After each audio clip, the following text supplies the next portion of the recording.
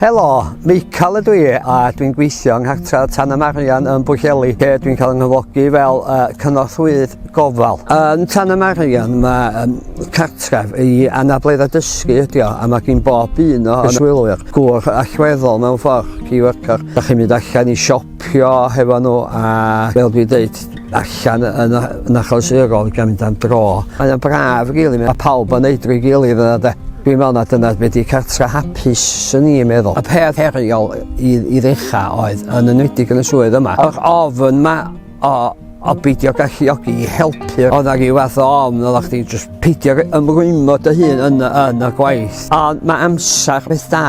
A hefyd mae hyfforddiant. Mae'r hyfforddiant ti'n gael yn de, cos dwi erioed i fod yn berson i roi pethau lawr a bapur.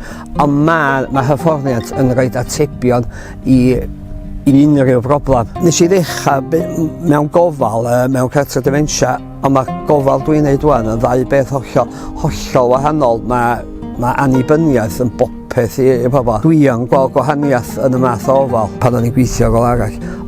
Di llun eto. Dwi erioed yn teimlo fel yna. Fedrwn ni'n deud bod fi'n berson bore.